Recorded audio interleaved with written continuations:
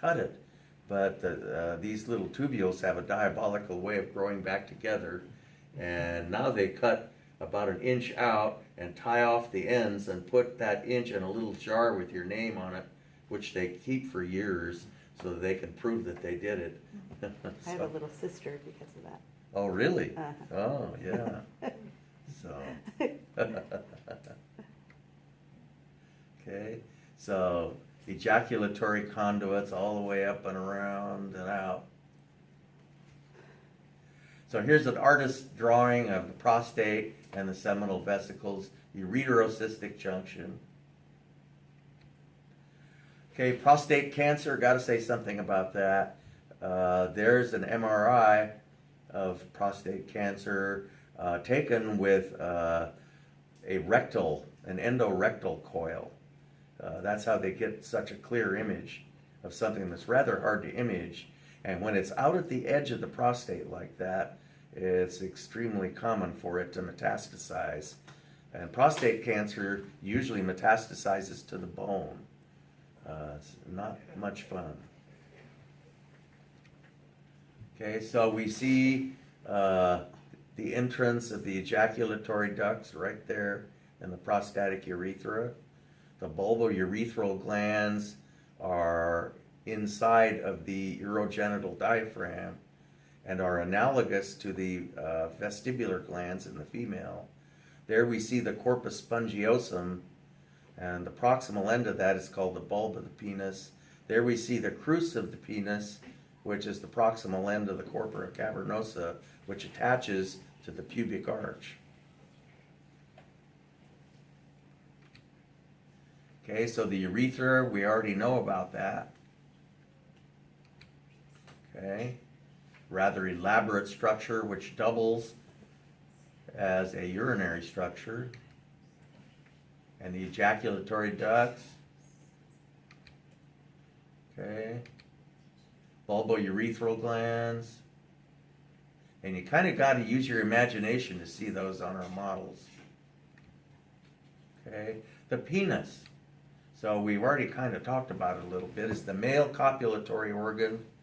And we've talked about the rigid erectile structures versus the not so rigid erectile structure whose primary function is to hold the urethra open at the time of ejaculation.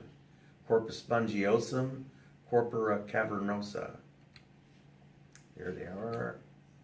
There's this great old book I had. It's about 100 years old probably. You can see the crus of the penis attached to the pubic arch, the proximal ends of the corpora cavernosa. Here we see the bulb of the penis, the proximal end of the corpus spongiosum. Okay. And you can see how the two major parts of the penis fit together. Here you see the corpus spongiosum, which is in one entire contiguous piece of tissue, mildly erectile, which includes the tip of the penis, and includes the urethra, includes the bulb of the penis. The membranous urethra out here becomes the spongy urethra passing through there. And here we see the corpora cavernosa. There are two of them. And the proximal ends comprise the crus, or root of the penis, and the distal end is inside the penis proper. And those two fit together. There's just a little bit of skin and other stuff around the outside. And there's a picture, I believe, in your book. They finally, in about the last edition, started showing how the parts fit together. Okay. So there we see the crus of the penis. Okay, the bulb and the glands are part of the corpus spongiosum, mildly erectile. Corpus spongiosum. Okay, and the crus. Dorsal artery of the penis is a branch of the pudendal artery, which is a branch off of the internal iliac artery. Okay, and it's they show, this is as close as I could come to foreskin, because nobody has one in our society, or at least most people don't, because we remove them at birth. The pudendal artery, vein, and nerve serve the male reproductive system, and that is not shown, I don't think, on any of our models.